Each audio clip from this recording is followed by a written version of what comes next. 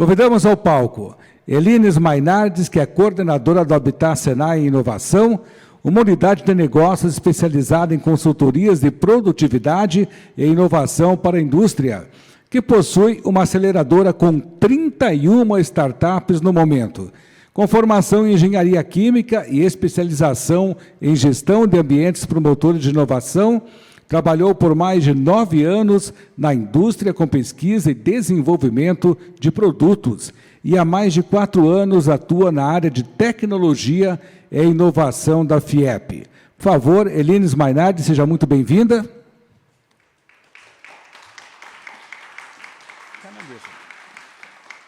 E vão acompanhar a Elines Mainardes as seguintes startups, com a Fabiana Muranaka, No Waste, com o Leopoldo Ricardo Malta, Papum, com o Antônio Sérgio de Souza Getter, Nexomob, e com o Felipe Votkowski, Hidrio. Elines, é com você. Obrigada, Renato. Boa tarde, pessoal. Tudo bem? O Renato já me apresentou até com mais detalhes do que eu costumo dar, então, obrigada. Acho que eles vão colocar a nossa apresentação aqui. Eu sou a Elines, então, esse nome não tem nenhuma história, não é junção de nomes, a minha mãe era mesmo muito criativa. E eu vou falar um pouquinho para vocês do que a gente tem feito aqui na FIEP, na nossa área de tecnologia e inovação. E eu começo fazendo essa pergunta. O que é inovação? Talvez, na cabeça de todo mundo, já me respondeu automaticamente agora. Ou, pelo menos, já visualizou algumas imagens, né? Porque é algo que é altamente discutido na mídia, nas notícias. Talvez você tenha visualizado algumas imagens aí automáticas na cabeça. Talvez tenha pensado no metaverso, que é algo que o pessoal está mostrando bastante, que tem sido muito discutido. Tem várias soluções interessantes para pessoas que estão acamadas, por exemplo, na área da saúde, consegue com o metaverso estar em qualquer lugar. Ou você tem pensado em drones. A gente viu a notícia lá que o Neymar chegou na Arábia Saudita e tinha o rosto dele formado por drones, né? Então, ou você foi levado a pensar em robôs, que a cada dia estão mais presentes também nos desenvolvimentos, na indústria, de uma forma geral, em montadoras, ou, quem sabe, você foi além e pensou num tipo de transporte futurístico, um carro voador, algo que vai transformar a maneira como a gente se move no futuro. E se a gente for pensar em definições, perguntar para o Google, aí o número de definições aumenta ainda mais, porque lá ele traz inovação de maneira tão detalhada que, às vezes, confunde mais do que explica, né? Então, se for olhar ali o que diz o pai dos estudos de inovação, o Joseph, ele vai relacionar com mudança econômica. Então, sabemos, as empresas hoje já sabem que a inovação não é mais uma escolha, que ela é uma necessidade. E, por isso, elas já têm buscado inovar. A maioria delas, às vezes, 1/3 delas, segundo uma pesquisa da FGV, ainda não sabe como investir em inovação, mas todas elas sabem que precisam, de alguma forma, investir em inovação. Ou, se a gente olhar para o Manual de Oslo, que também define a inovação internacionalmente, ele vai citar que é algo novo ou significativamente melhorado, né? E o nosso amigo ChatGPT, que está super famoso, todo mundo usou. Quem já usou? Levanta a mão. A maioria já usou, alguns ainda não utilizaram, mas, basicamente, ele responde tudo que você pergunta, né? Às vezes de maneira mais abrangente, às vezes de maneira mais assertiva. Mas eu gostei bastante da resposta dele aqui. Então, ele diz que a inovação é fundamental para impulsionar o progresso, a competitividade, o crescimento, e me atrapalhou um pouco para enxergar. Mas ele diz ali no finalzinho, não sei se todo mundo está conseguindo ver, porque o painel acho que está escondendo um pouquinho, mas ele coloca uma palavrinha nova ali, que é o social. Então, além do econômico, o social. E eu trouxe aqui 2 cases que fazem um bom contraponto com aquelas imagens que eu trouxe lá no começo. Esse primeiro é do Muhammad Yunus. Ele, inclusive, recebeu o Nobel da Paz em 2006. Então, é um pouquinho antigo esse case, mas algumas pessoas ainda não conhecem. O Muhammad se incomodou, porque na vila onde ele morava, ele via que as mulheres que faziam cestos, elas tinham que prestar dinheiro num juros muito alto, e elas não conseguiam depois ter lucros, e, por isso, não conseguiam prosperar. O Muhammad desenvolveu um método de microcrédito para as pessoas na linha da pobreza, para que elas pudessem ter acesso à matéria-prima e, assim, pudessem ter lucro, com juros muito pequeno. E isso ele fez do próprio bolso, emprestando $27 para algumas mulheres da vila, e todas elas pagaram no mês seguinte e conseguiram se manter nos próximos meses.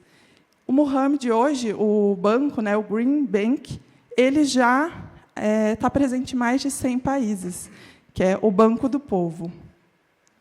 E o outro case ali do lado, que é o Hippo Roller, ele é um case muito simples. Um grupo de sul-africanos, engenheiros, desenvolveram um método para transporte de água. Então, eles viam também que as mulheres transportavam na cabeça, em baldes, por uma distância muito longa, e, além do esforço físico, elas perdiam água ali no caminho, o volume era pequeno. Ele desenvolveu um método que utiliza um barril e um sistema de rolamento.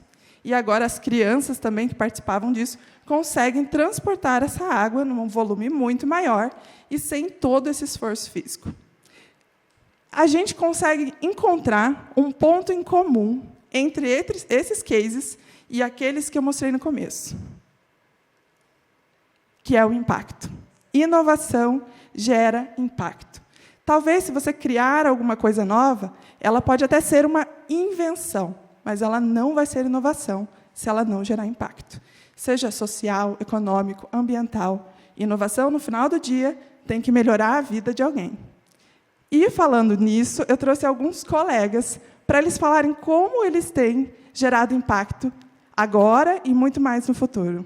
Então, eu convido aqui a Fabi para contar um pouco para vocês sobre a Knowest.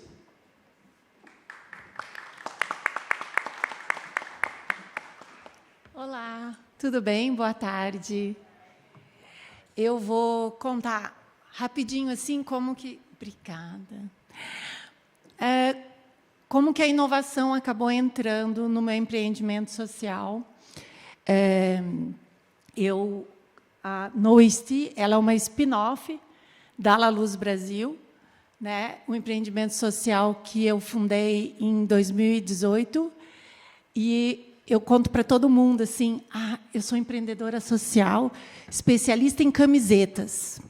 E cada área tem uma maneira diferente de disfarçar a frustração quando eu falo camisetas, sabe? O pessoal do impacto faz assim: que legal, camisetas. O pessoal da moda, assim, pessoal do design, nem falam. Eles só sorriem. Mas, desde o início, eu comecei a trabalhar com camisetas porque, realmente, eu acho que camisetas são um sério problema socioambiental. Segundo o Textile Exchange, no relatório de 2018, se eu não me engano, mais de 60% das camisetas do planeta são fabricadas com tecidos sintéticos, que, além de levar 50 anos para se decompor, eles liberam microplásticos nas lavagens. Olha que legal, aquela camiseta que não amassa. Então, todo mundo adora ela, por isso ela é fabricada. São fabricados no planeta, não existem números oficiais, mas existem estimativas de um consumo de 7 bilhões de unidades ano de camisetas. E, de acordo com, acho que é o researchandmarket.com, que também é um relatório de tendências, o mercado de camisetas está em aquecimento de 9,8 até 2028, impulsionado principalmente no pós-pandemia, pelo aumento, né, do consumo de camisetas para a prática de esportes e também pelo aumento da renda do jovem na internet. Então, é um mercado em franco crescimento.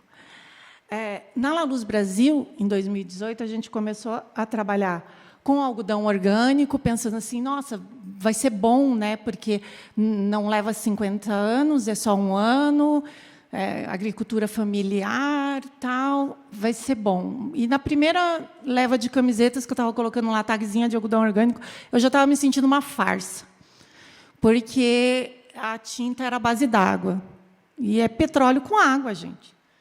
Aí, dá-lhe procurar uma pigmentação natural. A gente achou lá em Minas, primeiro o pessoal da etnobotânica, e hoje tem o pessoal da Química Inteligente aqui em Curitiba também, e várias outras iniciativas pelo Brasil.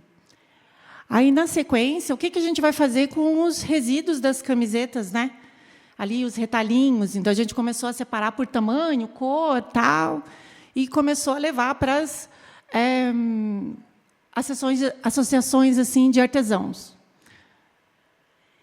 E também a embalagem, né? Não valia a pena a gente fazer tudo isso e mandar num plastiquinho para casa da pessoa, né? Plástico de uso único, né? Lixo no pós-consumo, isso é contra a nossa religião, então a gente também não estava fazendo. Só que eu sou da roça. E lá na roça a gente aprende que a gente não coloca todos os ovos numa cesta só. Então, a gente, além de vender a camiseta das Patatinhas, que fazia muito sucesso, a gente também atendia o público corporativo. Atendia as outras empresas, não fazendo private label, mas fazendo umas coleções especiais para as outras marcas que queriam algum engajamento sustentável. E o nosso resíduo começou a aumentar demais. Aí a gente começou a procurar outras associações de artesãos para levar. E, rapidinho, no final do primeiro ano, a gente já entendeu que não estava resolvendo o problema do descarte. A gente estava trocando ele de lugar. Né? As camisetas continuavam gerando descarte e a gente só estava trocando ele de lugar. Os montes que faziam no meu ateliê depois passavam a fazer nas associações de artesãos. Aí, no início de 2019, eu fiz a primeira coleção Zero Desperdício. Falei, gente, eu não sei se isso vai dar certo, mas eu estou tentando modelar camisetas a partir de quadrados e retângulos para a gente usar integralmente os tecidos e não gerar resíduo, porque a gente não aguenta mais gerar resíduo. Eu não sei se isso vai dar certo. Eu estou tentando fazer, vocês tentem vestir, por favor. E a galera começou a vestir, e começou a entender que, realmente, dava para a gente tentar outras formas de fabricar camisetas. O design zero desperdício foi a primeira forma que o homem se vestiu na humanidade. O homem da caverna lá não jogava, né, a pata do mamute fora, ai, não combina com a minha paleta. Não, né? Ele pegava e colocava tudo sobre o corpo. A gente vai ter, depois, com o início do tear, né, o uso integral dos tecidos. Né? São as túnicas gregas, os saris indianos, os kimonos japoneses. A gente usa integralmente os tecidos e deixa depois essa matéria-prima para reutilização nos designs futuros, quando se esgota as formas de uso no design anterior. Isso é zero desperdício. E por que não a gente dava para tentar fazer isso para camisetas? Porque, realmente, essa cultura do descarte, do desperdício, ela vem somente com a Revolução Industrial. Não vai dar tempo de eu contar tudo que eu queria, oi, já foi metade do tempo.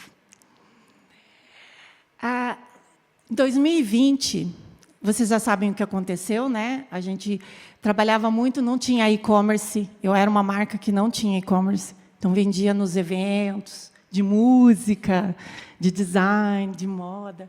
Eita, pulou. E aí, em 2020, a gente ficou todo mundo trancado, né? Dá-lhe estudar. A gente estava fazendo a aceleração do Instituto Legado. Vocês já ouviram falar, né? E lá a gente aprendeu a mensurar muito mais o nosso impacto e falar, por que a gente não faz, né? Por que vocês não tentam a certificação do Sistema B? Quem já tentou aqui já viu que tem o BIA, que é um questionário gigante.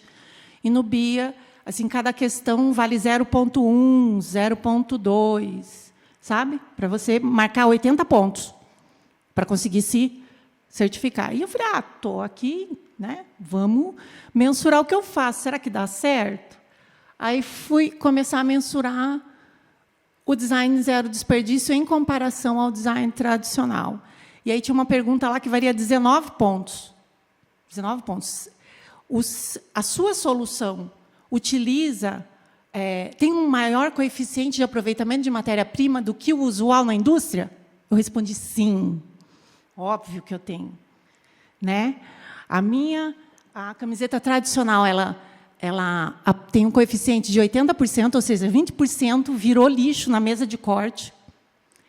E o meu design, 97%, só 3%. E, às vezes a gente consegue até mais, mas uma média de 3%. Para vocês terem uma noção do impacto, não é bem assim que funciona, tá? Mas isso aqui é só para explicar. Se a gente pegar uma tonelada de malha de algodão comum, qualquer algodão, tá? Para fabricar camisetas M adulto. Tá? Na modelagem tradicional, a gente vai ter 5.000 unidades. Na nossa modelagem, a gente vai fazer 5.714 unidades.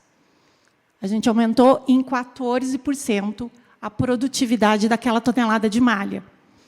E sabe de onde saiu isso? Saiu daqui, ó. Na modelagem tradicional, a gente vai gerar 195 quilos de resíduo a cada tonelada. Na nossa, 29 quilos. E só essa diferença de resíduos, que não vai para nenhum aterro sanitário, diminui a pegada de carbono em 85% por camiseta. Gente, isso é muito significativo, porque a gente está falando do item mais vestido do planeta e utilizado por toda a indústria da moda, e mais, todas as marcas de moda fabricam camisetas, né? Beachwear fabrica camisetas, calçado fabrica camisetas, acessórios, todo mundo fabrica camiseta.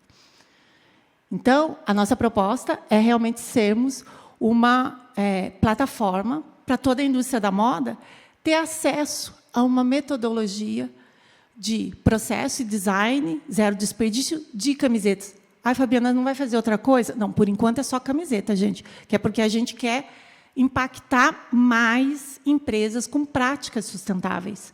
Porque ela vai ter lá uma receitinha do bolo, né? Quem sabe ela acha legal e começa a melhorar a receitinha do bolo para as outras práticas também. Ó, tive lucro, vendi mais, né? Não gerei descarte. Então, esse é o nosso principal impacto. Já estou acabando meu tempo, gente. Aqui eu ia contar que acabei de certificando B mesmo, mas não consegui os 19 pontos, certifiquei sem os 19 pontos, tá? No mesmo ano, que esse também é foi um acontecimento muito bom. No mesmo ano, a gente foi semifinalista do Prêmio Muda, da revista Vogue, e não foi finalista. Não foi finalista.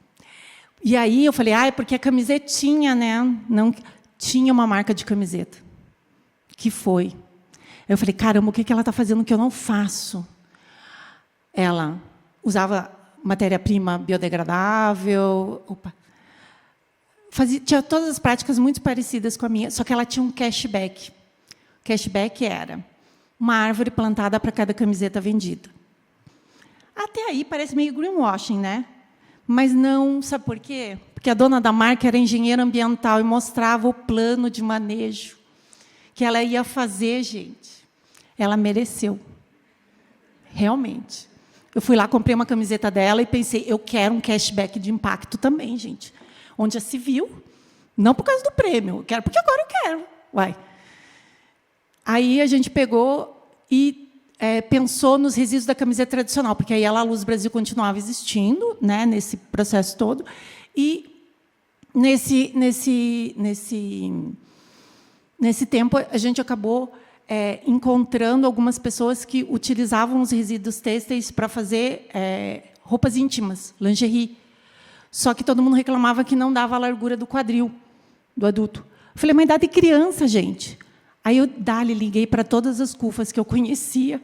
Perguntei, escuta, vocês recebem roupa íntima infantil nova? Aí eles diziam, não, menos de 2%. A gente recebe usada. Eles recebem doação de roupa íntima usada, né? Não recebe nova.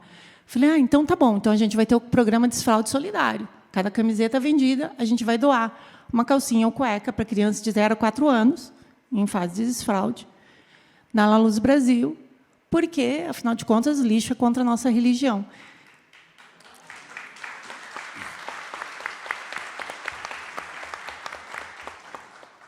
Tinha mais historinha, mas não vai dar tempo. Então, depois eu conto tudo para vocês, mas é só para convidar vocês a conhecerem o nosso site, porque ainda nem contamos da nossa... Esse aqui é o nosso site. Por favor, visitem, conheçam, tenham a experiência no OST e depois dos programas que nós temos. Obrigada.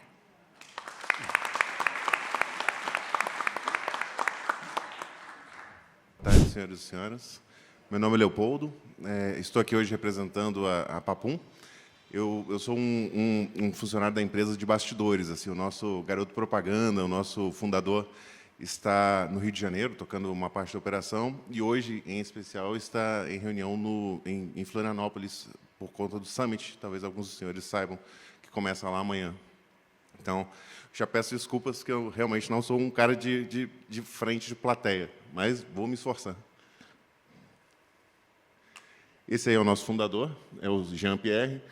O Jean era morador da comunidade aqui da Vila Torres, é uma comunidade até próxima aqui da FIEP, uma comunidade relativamente pequena, de 8 mil habitantes. O Jean nasceu e cresceu lá. Os avós dele são os fundadores da primeira associação de moradores. E o Jean trabalhou durante muitos anos, 7 ou 8 anos, como captador de recursos de uma ONG, lá, uma organização da sociedade civil, que atua com crianças, chama Passos, para quem é aqui de Curitiba. E, um determinado dia, o Jean resolveu pedir comida. Ele via essa coisa da febre dos aplicativos, de pedir comida e tudo, e descobriu, naquele momento, que a comunidade aqui da Vila Torres, como eu já falei, muito próxima aqui da FIEP, ela se encontrava numa sombra desses aplicativos. Ele não tinha a possibilidade. Ele até tentou alguns contatos, mas falaram, não, aí a gente não entrega. Nisso, o Jean se empenhou em começar a estudar, mas, espera aí, por que a minha comunidade não pode ter direito a esse conforto, a essa coisa de solicitarmos comidas e outros serviços aqui na comunidade? Ele começou a estudar o mercado das comunidades e descobriu que era um mercado que envolvia muita gente, não é? 14 mil favelas, 5,2 milhões de domicílios e 17 milhões de pessoas. Esse número, talvez até alguns senhores tenham ele mais um pouco atualizado, porque hoje em dia ele chega em torno de 20, 22 milhões. Uma informação super relevante. Se as favelas do Brasil fossem estado, seria o 4º maior estado do nosso país. Esse é o montante de recursos que circula dentro das comunidades, que, ao contrário do que o nosso senso comum nos permite pensar, circula muito dinheiro nas comunidades. E aí partimos para a pesquisa, né? A gente tinha que conversar com essas pessoas, com os comerciantes das comunidades, favelas e periferias, e descobrir quais seriam as dores dessas pessoas. E a principal dor era canal de venda, né? Se usava muito, na época, o aplicativo de WhatsApp para fazer os pedidos e etc., mas eles perdiam, porque a gente sabe que o WhatsApp vai desorganizando ali, você vai perdendo a ordem de chegada, e haviam muitos problemas até de entrega. A segunda é a visibilidade, que as comunidades, aí eu vou tirar a Vila Torres dessa jogada, as comunidades costumam ser bem grandes, espalhadas e de difícil acesso. Então, nem todos os comerciantes da comunidade, os que não ficavam nas vielas principais, acabavam não tendo muita visibilidade, né? A outra, a questão da entrega e delivery. Nas comunidades, por terem áreas de difícil acesso, as entregas se faziam muito difíceis, assim. A gestão do negócio, porque nessas comunidades os empreendedores não são empreendedores eu tenho vocação para ser empreendedor. Não, é a necessidade, né? A necessidade é que faz desses empreendedores das comunidades se jogarem aí nessa investida. A questão de diferenciação, porque nas comunidades tem 200 vendedores de hambúrguer, 300 vendedores de cachorro-quente, 400 vendedores de marmita, então era preciso aprender a se diferenciar nesse mercado. E formação e capacitação, porque a grande maioria dessas pessoas nas comunidades, que a Papum mapeou, não tinham nem o ensino fundamental completo. E mapeamos também as dores dos consumidores, né? Precisávamos entender todo o ciclo.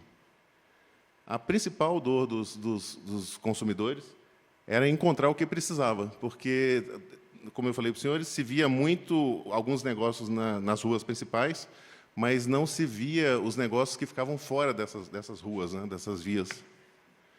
A outra questão é sem acesso aos aplicativos e a falta de entrega, né, dessa comodidade. E esses aplicativos aqui, os que são basicamente os maiores representantes da área, não entregavam na maioria das comunidades. Aí o Jean criou, depois dessa pesquisa, o aplicativo, o app. Isso aqui foi um apelido carinhoso que a comunidade o Complexo da Maré, no Rio de Janeiro, deu para o aplicativo. Eles chamam carinhosamente de app da favela. Dentro do aplicativo da Papum, existem mais de 40 categorias, né? Nós trabalhamos com alimentação, serviços, produtos e imóveis. Imóveis, a questão de aluguel e venda de imóveis numa comunidade, periferia ou favela, geralmente é um problema muito grave. Assim, um dos maiores problemas para quem mora em periferia é ter acesso aos imóveis que estão para serem locados ou vendidos, né? Aqui um pouco da cara do aplicativo. Lá na Maré, o apelido da Papum é até Shopping da Favela. As pessoas têm esse carinhoso apelido. E a gente acha que é muito bacana, porque foi um aplicativo feito da comunidade para a comunidade, né? Da favela para a favela. Aqui um pouco do nosso potencial de crescimento. A Papum é um aplicativo altamente escalável, né? Já estamos na Vila Torres, no Complexo da Maré. Eu vou apresentar um pouco do plano de expansão aqui para os senhores. Estamos em 2 estados, no Paraná e no Rio de Janeiro. São 30 comunidades. O Complexo da Maré envolve mais de uma comunidade. Então, daí contando com a Vila Torres, são 30 comunidades, 800 vendedores e 10 mil consumidores. E como é que a Papum chega nessas comunidades? A gente tem que chegar fazendo parcerias construtivas, né, com os atores que realmente se empenham em prol daquelas comunidades. E aí nós temos parceria com o Edu Lira, na Gerando Falcões, com o Ataíde, na CUFA, e toda a comunidade que a Papum entrar, ela vai entrar via Associação dos Moradores. A gente só conversa com a Associação dos Moradores nas comunidades. Aqui é o nosso plano de expansão. Até o final do ano, vamos chegar a 41 comunidades, 90 mil usuários. O ano que vem, já estamos até tendo as reuniões de planejamento com os parceiros para 2024. Você vê que os senhores podem notar que os planos são bem audaciosos, né? Aqui é o nosso time, o Jean. E assim, eu queria destacar que a paixão que o Jean tem pela causa e que o Jean tem por essa vontade, essa vocação de impactar a comunidade positivamente, contamina muito a nossa equipe, assim, sabe? Diariamente, o Jean faz questão de lembrar todo ao time todo, por que estamos ali, aonde fazemos a diferença. Isso é um grande diferencial da Papum. A Papum acabou nessa trilha aí tendo algumas premiações, alguns diferenciais. A gente se inscreveu, até temos outros representantes aqui do Rocket. Nos inscrevemos e acabamos saindo vencedores na edição do ano passado. Também do edital da Itaipu e do nosso parceiro Sebrae, onde nós aprendemos e já montamos até uma parceria. A Papum, nessa nossa busca nas conversas com os empreendedores e com os consumidores, nós descobrimos a carência de formação muito grande, como eu já falei aqui antes. E aí, a Papum, no meio desse processo, a gente teve que desenhar um braço educacional da empresa, chama Papum Educa, em parceria aqui no Paraná, em parceria com a PUC Paraná e com o Sebrae. E nós trazemos esses empreendedores para a sala de aula, encontros presenciais e na plataforma também, eles têm acesso a material, para poder aprender desde precificar, embalar, comprar, adquirir os melhores insumos, né, fazer compras coletivas. A gente ensina tudo isso. Uma das dores que a nossa equipe trabalha hoje em dia é que nós temos os vendedores e temos os consumidores. Mas a gente tem uma categoria nessas comunidades que nos dói muito o coração e que a gente quer atender, que são pessoas que hoje em dia não podem nem consumir e nem vender. Pessoas que não têm recurso para comprar pão para fazer um sanduíche para vender. Então, a gente tem trabalhado muito forte em parceria, em várias reuniões. Eu falo até isso hoje porque o Jean está numa reunião com um parceiro, um futuro parceiro, que vai trazer microcrédito para essas comunidades, para que eles possam ter recursos para estar em algum desses lados, né, de preferência empreendendo. Aqui os nossos objetivos, né, onde a empresa se situa. Isso aqui tem uma placa bem grande. Onde a Papum vai, a gente sempre coloca isso e lembra diariamente. Aqui um pouquinho sobre o nosso coração. A gente fala que nas comunidades todo mundo é vendedor, né? E todo mundo, a gente quer, mesmo os consumidores, a gente está sempre trabalhando, os consumidores têm acesso ao canal educacional da Papum, e eles lá, a gente tem vários textos provocativos para o consumidor. Olha, você consome hoje, você gosta disso, você pode produzir. E aí a gente vai mostrando caminhos, assim, tem a jornada dentro do aplicativo, onde os consumidores vão sendo conduzidos a um dia se tornarem vendedores dentro da plataforma, né? A questão de fortalecimento da economia local, antigamente, no começo da empresa, a gente usava muito isso nas palestras, a gente falava isso com as comunidades, mas a gente entendia que a gente não se sentia entendido nas comunidades, a questão de fortalecimento do ecossistema local. Hoje em dia, a gente tirou isso do discurso e está transformando isso na prática. Assim. Então, durante as aulas do Papum Educa, a gente mostra a importância do dinheiro circular dentro da comunidade. Assim, eles vão aprendendo isso através de exemplos, porque é muito importante que aquele recurso fique. Eu vou até ilustrar um pouco isso. A gente teve aqui na Vila Torres uma vendedora de marmitex. Ela estava vendendo super bem, e aí um dia ela ligou para o Jean e falou assim: Jean, fecha minha loja no aplicativo. O Jean achou estranho. Eu esperava isso de outras pessoas, mas não dela, está vendendo bem. A demanda aumentou muito, eu não estou dando conta, eu vou fechar. Fecha a loja que eu estou ficando doida. Aí a gente falou assim, fizemos o fechamento da loja momentaneamente, chamamos ela para conversar, colocamos um consultor de Sebrae com ela e falamos, não, você pode contratar, chegou a hora de você contratar uma pessoa. E aí essa senhora contratou duas funcionárias, e aí voltou, abriu a loja. Então, é com esse tipo de demanda que a gente lida no dia a dia. Assim. É muito, ao mesmo tempo que é muito desafiador, também é muito transformador. Né? E essa senhora tinha 63 anos. E eu convido a todos os senhores e senhoras para transformar junto com a Papum. A gente está em movimento de crescimento pelo país. O nosso modelo de monetização, a gente sabe que os nossos empreendedores eles têm lucros pequenos, né? Então, a gente tem um modelo de monetização de take rate de 5% em cima da venda. Então, os vendedores que vendem bem, a gente fica com 5% das vendas. E parte disso, 2%, a gente reinveste no braço educacional da Papum Educa, para poder devolver alguma coisa para a comunidade, que essa comunidade se sinta abraçada pela Papum. Né? Muito obrigado.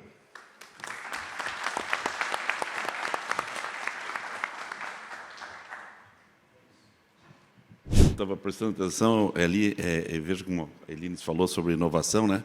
Como que a inovação ela aparece com a necessidade das pessoas, né? Basta aparecer uma necessidade e já tem alguém tentando procurar uma solução. Isso é intrínseco do ser humano, né? Por isso que é bom, às vezes, a gente não estar num ambiente muito confortável, porque senão a gente se acomoda, né? Essa indignação da gente, sim, é que faz o mundo rodar. Eu vou falar um pouco diferente aqui de inovação. Minha apresentação aqui é sobre a Nexomob, que é uma empresa mais voltada para a mobilidade elétrica, que é uma das coisas que estão, vamos dizer, revolucionando o mundo ultimamente, né? Então, a Nexomob ela é uma boutique de inovação na área de energia, formada por especialistas, né? Aqui a equipe eu, Antônio, tenho 32 anos de setor elétrico, né? Fui presidente da Copel, aqui a Copel é a empresa de energia do Paraná, né? E foi sempre considerada assim uma das grandes empresas do setor e que teve um destaque na área de inovação, né? Teve muitos projetos da Copel que foram inovadores no setor elétrico, que é um setor normalmente muito tradicional, né? Mas que vem passando por uma revolução, não só na questão das fontes de geração de energia, mas também com a tecnologia que hoje estão presentes em vários equipamentos e que tornam a nossa casa mais inteligente, as nossas cidades mais inteligentes, e sempre buscando também uma sustentabilidade maior, né, com as fontes, diversas fontes que têm surgido. Desculpe aqui. A Elaine, ela é vice-presidente da Positivo Tecnologia, uma pessoa com muita experiência na área de varejo também, na área de tecnologia. O Jânio é um professor universitário da PUC, né, e coordenador lá do curso de engenharia. E o Luiz também tem mestrado na área de eletrônica de potência. Então, são pessoas muito bem qualificadas. E o nosso objetivo é assim, identificar as dores do mercado e tentar propor soluções, né? Aquilo que nós falamos aqui, é ver onde estão as necessidades e a gente poder ajudar as cidades inteligentes, vamos dizer assim, na questão da energia. Os nossos direcionadores aqui para a tomada de decisão, para que caminho a gente seguir, sempre nós adotamos aqui, né, os conceitos de EGS, que acho que o pessoal o ESG, né, Social, Governance e Meio Ambiente, que são os direcionadores para os negócios daqui para frente. Muitas das coisas não vão rodar se não tiver isso na sua matriz de decisão. Mais voltado para a energia, né, a transição energética, que é a adoção de combustíveis não fósseis. No futuro da energia, a gente considera os 3 Ds da energia, né, que é a descentralização, e a gente está vendo hoje, todos os dias, aí, as casas com a sua própria geração de energia, né, as pequenas indústrias com a sua própria geração de energia. Então, descentralizando aquela dependência que tínhamos de grandes usinas, e também as micro-redes, que são pequenas, vamos dizer assim, bairros que são independentes de energia, desde que se possuam ali uma fonte de geração de energia. Então, essa é uma grande tendência de você trazer para pequenos grupos a autonomia de geração de energia. A descarbonização, quer dizer, a eletrificação de tudo, né, do máximo que der, desde que a fonte seja renovável, você eletrificar tudo, trocar o que é a gás, o que é a carvão, o que é a combustão, para formas de uso da energia elétrica. E a digitalização, que é sair daqueles ambientes mais analógicos, em que havia muitas perdas, e você consegue ganhar em escala com equipamentos digitais, né? Então, esses são os movimentos. E os ODS, que são os Objetivos de Desenvolvimento Sustentável. Aqui eu não vou ter tempo aqui, mas essa FIEP aqui, não sei se todos sabem, tem uma história muito forte com as ODS. Parece ser um pouco de arrogância, mas as ODS nasceram aqui dentro, né? Poucos sabem, mas no ano 2000, a Copel ela assinou o Pacto Global. Dali começaram grupos de trabalho junto com a FIEP, que lá no Rio +20 foi apresentado, isso foi em 2012. Em 2015, isso foi apresentado em Nova York e foi aprovado. No começo eram 8 objetivos, se não me engano, hoje são 17 objetivos do desenvolvimento sustentável adotados pelo mundo. Então, veja como as coisas podem nascer dos mais diversos cantos. E aqui, Curitiba tem uma história muito bonita com essa nova linha de direcionamento das empresas. Esses foram os direcionadores. Nós atuamos em energia fotovoltaica, armazenamento de energia e mobilidade elétrica. Vou falar aqui um pouco sobre mobilidade elétrica. Aqui tem alguns dos nossos clientes, né? Nós já implantamos algum equipamento nosso. O mercado de mobilidade elétrica, hoje, para vocês terem uma ideia, o Brasil, no começo do ano, o Brasil tinha em torno de 100 mil veículos elétricos e híbridos. Só esse ano já foram vendidos, até o meio do ano, mais 35 mil. O que se espera que seja mais do que isso no segundo semestre, porque as montadoras de veículos elétricos estão chegando cada vez mais forte. Então, deve dobrar a quantidade esse ano de veículos elétricos, e a tendência é exponencial de crescimento de veículos elétricos. Aqui um levantamento diz que no ano 2040 devem chegar a 11 milhões de veículos elétricos no Brasil. É um mercado enorme. E se a gente vincular isso a uma geração de energia renovável, nós temos aqui um ambiente maravilhoso para descarbonizar, principalmente as cidades, que hoje os veículos são todos a combustão e a emissão de gases é muito grande, e o veículo elétrico não emite gases de efeito estufa.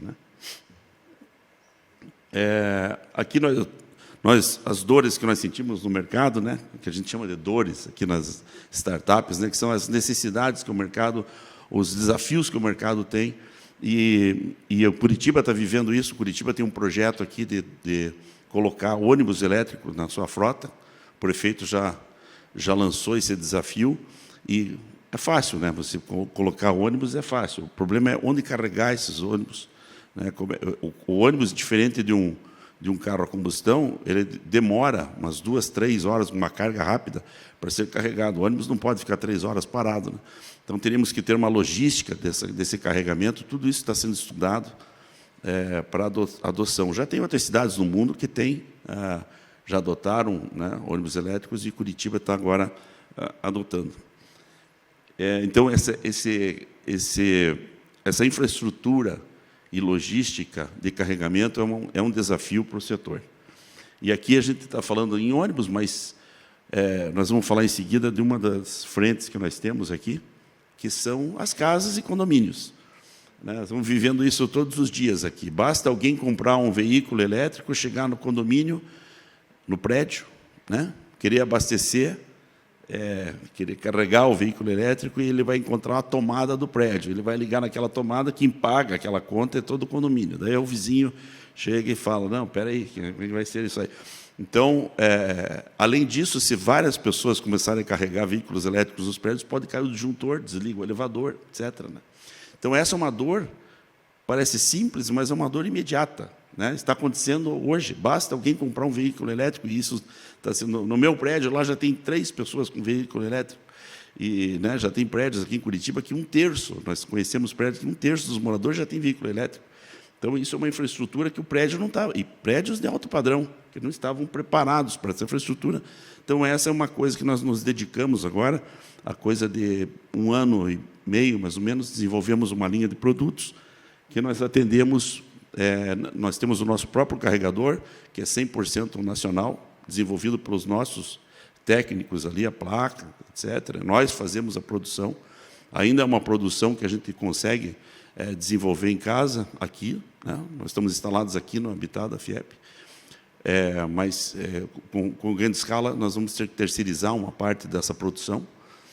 E temos outros equipamentos que são também usados em condomínios para fazer o controle da sobrecarga, para não permitir que o prédio tenha sobrecarga, e que faça a cobrança individual de cada morador, faz a leitura e medição, faz pela internet. O síndico tem informação via dashboard, ele não precisa fazer a leitura, aquilo já sai no relatório que vai para a administradora de condomínio, já cobra da pessoa. Quer dizer, nós resolvemos um problema que era um problema sério, mas que a tecnologia pode resolver. Basta a gente se debruçar sobre a solução e chegar. E, mesmo assim, demoramos um ano e pouco para desenvolvermos o produto em plena utilização. Assim, agora, nós estamos num processo de parcerias. Nós estamos desenvolvendo uma parceria com instaladores. Eu sempre tive muito receio assim das instalações elétricas, porque o pessoal tem medo de carregamento de carro, porque o carro, a bateria, não sei o quê. Mas se você tem que pensar também na infraestrutura elétrica da tua casa, do teu prédio. Então, isso, e volta e meia, isso assim, alguém, isso eu vi várias vezes, né? Ah, isso aí puxa um fiozinho dali, puxa um fiozinho de lá. Eu já cheguei a ver vários prédios, né? O cara puxa um fio ali para pôr uma tomadinha, etc. E a carga de um carro elétrico é muito grande. Aquilo pode derreter a fiação, pode causar um curto-circuito, um incêndio, sei lá. E tem normas para isso, né? Então, nós queríamos desenvolver, e isso que nós estamos no processo agora, de desenvolvimento de equipes para que possam fazer essas instalações com qualidade, né? E sem trazer risco para os proprietários de veículos e para as infraestruturas das suas casas, né? E aqui, para terminar, justamente no meu tempo, os objetivos do desenvolvimento sustentável em que nós nos enquadramos, que foram assim as diretrizes para esse projeto, né? Que são aqui as cidades e comunidades sustentáveis. A gente aí caracteriza com cidades inteligentes, né? A cidade só pode ser inteligente se ela tiver uma infraestrutura para poder se desenvolver. As inovações em infraestruturas, a energia sustentável, a gente tem projetos de fotovoltaica linkados com esses carregamentos. Ação contra a mudança do clima, que é o grande ganho desse projeto, é descarbonização das cidades, né? O nível de emissão de carros em cidades é muito grande, e os carros elétricos vêm para reduzir isso muito fortemente. Parcerias para a implementação desses objetivos e igualdade de gênero, dizendo que a nossa equipe, nós somos hoje em 6 homens e 3 mulheres, né? Todos engenheiros, e alguns deles mestres, né? Então, assim, a nossa busca por pessoal ali é meritocracia. Tem pessoas muito boas, né? E nos dá muito prazer de trabalhar com esse pessoal. Bem, eu agradeço a atenção, é um assunto mais técnico, né? Mas para dizer assim que a gente se sente muito orgulhoso, eu tenho aquele amor por inovação desde o tempo da Copel, etc., a gente fez a primeira eletrovia do Estado aqui, né, que juntou os dois extremos do nosso Estado, com eletropostos em a cada 70 quilômetros, sendo que um carro elétrico ele tem uma autonomia de 400, 500 quilômetros hoje. Então, pode-se fazer um passeio tranquilo pelo Estado do Paraná, do litoral até Foz do Iguaçu, sem preocupação com carregamentos, né? Mas, claro que ainda a infraestrutura ela ainda necessita de aumentar o número de postos de abastecimento. Para concluir, eu só dizer assim, não existe, normalmente o pessoal diz assim, não existe pontos de abastecimento, por isso que não tem carros elétricos. E outros diziam assim, não tem carro elétrico porque não tem pontos de carregamento, né? Então, era um ciclo vicioso. Então, a própria população já está quebrando esse ciclo, né? Está comprando carro elétrico e forçando a infraestrutura a aparecer, e assim tem acontecido. Obrigado pela atenção, é um prazer estar com vocês aqui e dividir um pouco.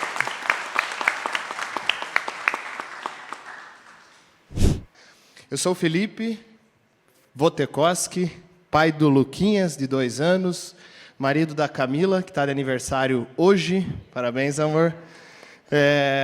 Engenheiro mecânico de formação e um dos fundadores da Hydrio Energy Solutions. E quero apresentar um pouquinho rapidinho para vocês o case da Hydrio e por que eu acredito que eu fui convidado para falar sobre inovação aqui nesse evento hoje. A gente sabe que energia é um dos maiores problemas que a humanidade tem para resolver nos próximos anos. Segundo vários especialistas, é o maior problema. Independente do lugar que a energia está na pirâmide das necessidades, a gente sabe que ela está na base. Por que na base? Porque hoje a gente está ouvindo eletrificação de tudo. Carro elétrico, trator elétrico, máquina agrícola elétrica, drone elétrico, a gente tem eletrodoméstico em casa. A moda hoje, ano passado, a moda era falar sobre metaverso. Esse ano, a moda é falar sobre inteligência artificial. ChatGPT e tudo mais. Por trás de tudo isso, tem cada vez mais computador, cada vez mais servidor, cada vez mais rede, cada vez mais internet, consumindo cada vez mais energia elétrica. E alguém precisa gerar toda essa energia. O mundo já sabe mais ou menos como resolver esse problema, ou pelo menos já tem um caminho, que é a adoção de geração distribuída, ou seja, eu gerar de forma distribuída, não centralizada, não faz mais sentido eu gerar energia em Itaipu e consumir em Minas Gerais, perdendo 20% dessa energia no caminho. Faz mais sentido eu gerar energia no telhado da casa que está consumindo, como as placas solares fazem. E a adoção de redes inteligentes. Hoje, a concessionária de energia, na maioria dos casos, ela só sabe quanto eu gastei de energia no final do mês. Vai um técnico, mede o meu relógio, ainda aqueles relógios antigos, analógicos, ele mede quanto eu consumi no final do mês e não tem controle. A adoção de redes inteligentes, aqueles relógios digitais conectados, dá maior poder de decisão e otimiza o sistema. É um mercado que a gente está falando que somente a alta do PIB no Brasil deve demandar o aumento da capacidade instalada de energia elétrica equivalente a 4 usinas de Itaipu, até 2029. É logo ali. É muita energia para ser gerada. A gente está falando de um mercado que deve consumir até 2,3 trilhões de reais só para aumentar a capacidade de energia instalada.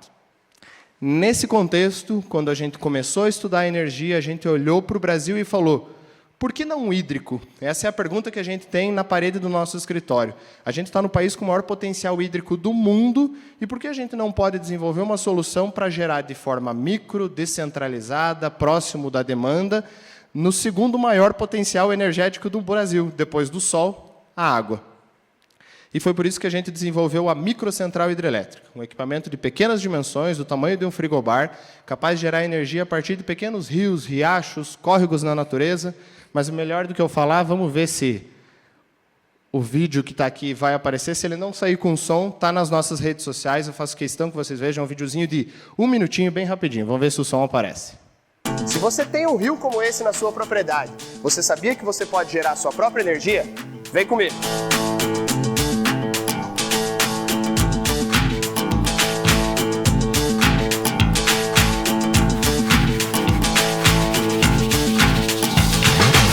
Essa é a microcentral hidrelétrica desenvolvida pela Hidrio, a MCH, um equipamento capaz de gerar energia a partir dos menores pontos de disponibilidade hídrica. Essa máquina está instalada aqui em Santa Catarina, gerando toda a energia que essa propriedade necessita. Uma instalação muito simples. A água é captada morro acima, entra na máquina através dessa tubulação de entrada, faz a turbina girar e é descartada de volta ao rio sem nenhum consumo ou contaminação. Se você gostou, quer saber mais sobre a Hidrio e os nossos produtos, acesse o nosso site e segue a gente nas redes sociais. Até mais e vamos juntos gerar energia. Bom, ali no final do vídeo tem mais um tantinho de propaganda, que não vem ao caso. Aqui está um desenho muito simples de como uma microcentral hidrelétrica é instalada. A água é captada rio acima, a fio d'água, quando não há necessidade de represamento, a água é captada direto no curso hídrico, tubulada até a máquina, passa pela máquina, faz a turbina girar e é devolvida integralmente para o curso hídrico sem nenhum consumo ou possibilidade de contaminação. A máquina não usa óleo, graxa, a gente projetou ela para ser o mais ambientalmente correta possível. A gente pode aplicar ela tanto em pequenas propriedades que já possuem ou que não possuem acesso à energia elétrica. Hoje a Hidrio tem uma filial em Manaus, a gente participou de um projeto de desenvolvimento para desenvolver máquinas para as comunidades ribeirinhas do interior da Amazônia, que hoje eles têm acesso à energia com uma canoa, transportando galão de diesel ou gasolina, 2 semanas, floresta dentro, para tocar um gerador, para, quiçá, tocar uma anteninha, uma geladeira local. Se eu não tenho acesso nem à energia elétrica, eu não consigo tocar uma geladeira para armazenar vacina, para vacinar aquela população. Eu não consigo ter um mínimo de conectividade para dar um ensino melhor à distância para essas pessoas. Então, passa muito pelo fornecimento de energia a gente conseguir melhorar a qualidade de vida de algumas comunidades. A gente também consegue fazer aproveitamentos maiores. Então, aquela água que passa pelo vertedouro das usinas, aquilo é energia sendo jogada fora, porque ela não foi turbinada. A que passou pela turbina gerou energia, a que passou por cima do vertedouro não gerou. Por que não gera energia? Porque a usina não foi projetada para aproveitar aquele pequeno potencial. E é aqui que a gente atua.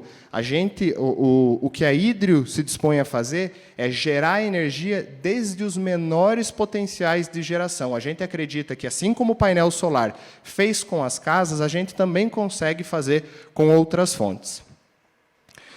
A gente tem a nossa MCH, o nosso principal produto. A gente percebeu, hoje a gente já tem mais de 80 máquinas vendidas em mais de 10 estados brasileiros. No final do ano passado, a gente percebeu que a nossa máquina era um pouco grande demais para propriedades que precisavam de muito pouca energia. Um sítiozinho, uma chacarazinha, uma pessoa que precisava de realmente muito pouca energia. A gente lançou a Hydrio Mini, um equipamento que gera até 220 kWh mês. Estamos falando de uma conta de luz de R$200. Lançamos no final do ano passado. Até esse momento, a gente vendeu já mais de 50 máquinas. Estamos bem felizes com esse resultado. E tem alguns próximos passos bem importantes para a gente dar. A gente tem já projeto aprovado já para um microeólico para ambientes urbanos, então topo de edifício, Serra do Mar, onde a gente não consegue instalar aquelas grandes turbinas, e alguns outros projetos como microbiogás e algumas novidades que, com certeza, vou compartilhar com vocês no momento oportuno. Nós somos uma empresa 100% ligada com o ESG, principalmente na parte ambiental. E também conseguimos, com o que a gente faz, está muito ligado com os ODS. E eu dei uma corridinha aqui para falar um pouquinho sobre a Hydrio e o que a gente faz, para tentar falar um pouquinho sobre inovação. Eu acabei não preparando a apresentação. Eu tive a oportunidade de ser convidado pela FIEP há um tempo atrás para ir para Cornélio Procópio, participar do lançamento da aceleradora na cidade. E, naquela oportunidade, sim, era para falar sobre inovação. Então, a minha apresentação estava com alguns slides falando sobre inovação. Disso que vocês viram que a Hydrio faz, vocês acham que é fácil inovar no que a gente está fazendo? A gente tem um produto que a gente se preocupou em fazer ele 100% ambientalmente correto, produzir energia para comunidades ribeirinhas que, às vezes, não têm energia lá no meio do mato. E a primeira licença ambiental que a gente pediu para o órgão aqui no Paraná, a gente recebeu uma resposta com 7 páginas de explicações e tudo mais que a gente precisava dar para o órgão ambiental. O órgão ambiental está errado? Não. Sou eu que estou inovando. É a Hydrio que está buscando trazer uma nova tecnologia. Qual que foi o nosso papel? Ir atrás do órgão ambiental, conversar com uma pessoa responsável, explicar que agora a gente tem uma máquina que impacta menos o ambiente do que o técnico que foi do lado do riozinho, a hora que ele estava pisando ali, ele causou mais impacto na terra do que a nossa máquina de 45 quilos é capaz de causar. Só que isso foi um papel nosso e é um papel nosso do dia a dia. A inovação, ela traz essa responsabilidade. E a inovação vem junto com uma palavra que, na nossa startup, foi uma dor grande assumir. Eu brinco que a nossa startup tem mais engenheiro do que gente. A gente tem quase 100% de engenheiros. Brincadeira porque o engenheiro não gosta de errar. E se tem uma coisa que a inovação, você não tem que aceitar o erro, você tem que fomentar o erro. Por quê?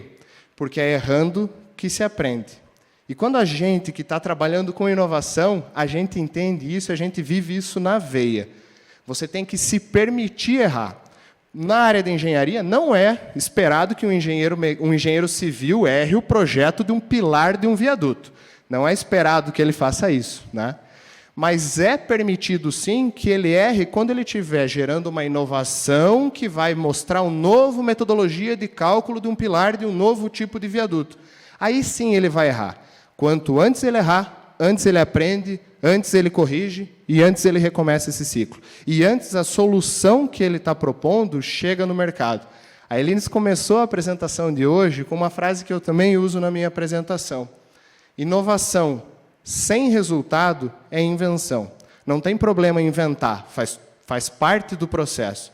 Mas se a inovação não chegar no mercado, se a gente não impactar, se a gente não gerar resultado, se a gente não gerar nota fiscal, se a gente não ajudar alguém, se a gente não melhorar de alguma forma aquilo que a gente está fazendo, não é inovação. Então, trazendo o que a Hydrio faz, o que a gente faz aqui na aceleradora e o que a gente pode fazer, eu queria dar essa contribuição de dizer que, além de causar impacto ambiental, social e todos os campos onde a gente pode fazer, a gente precisa se preocupar muito com o resultado.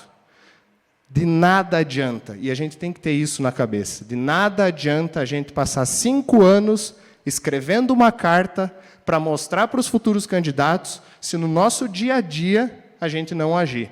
Se a gente não estiver aberto para trazer processos de inovação para onde a gente trabalha, para processos de inovação para os processos antigos que já são feitos há 50 anos da mesma forma. Se a gente estiver aqui e gastar o nosso tempo e não inovar, não se abrir a fazer um pouquinho diferente do que a gente está acostumado a fazer, a gente não está inovando. E é isso, pessoal. Muito obrigado. Eu falei em nome da Hydrio. As nossas redes sociais são Hydrio Energy. Se vocês quiserem seguir a gente publica muito material sobre inovação, energia, sustentabilidade. E eu estou sempre à disposição para falar sobre esses temas, porque é nessa cadeira que eu sento. Obrigado.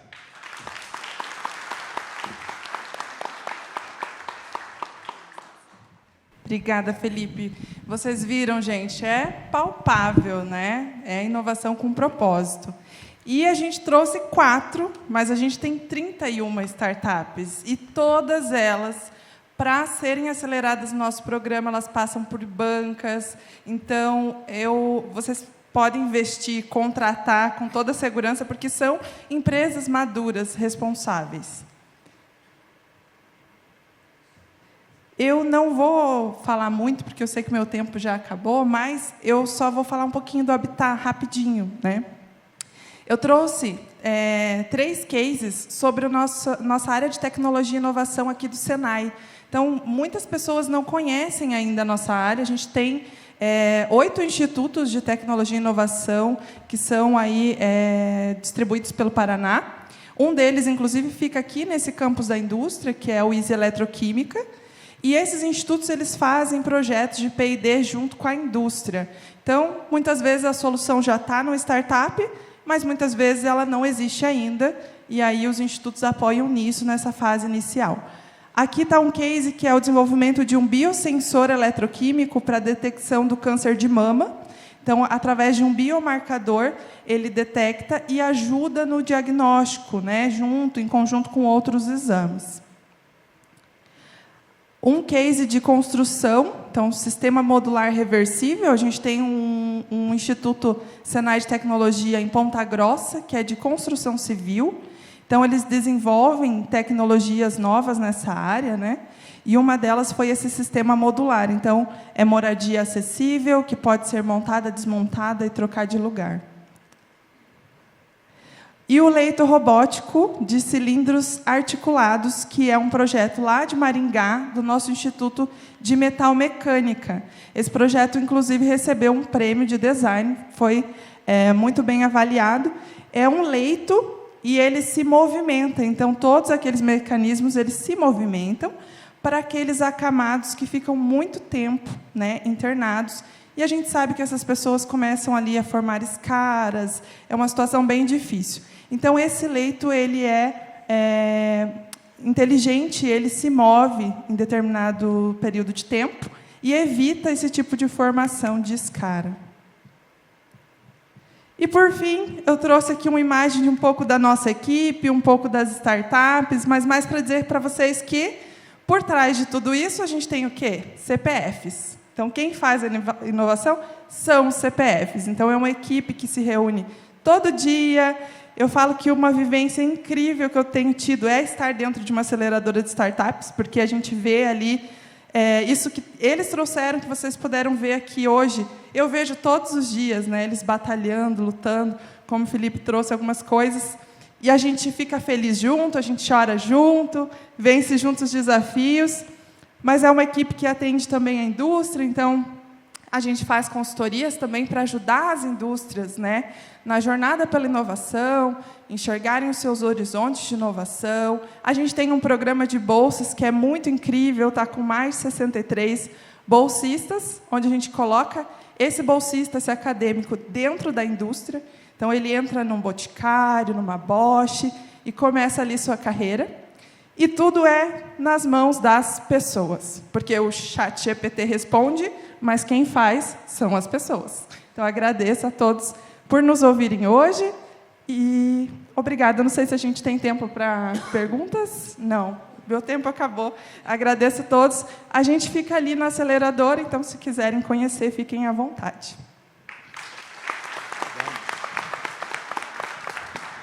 O nosso muito obrigado, Elines, também aos nossos excelentes cases de inovação. Somos imensamente gratos e desejamos muito sucesso.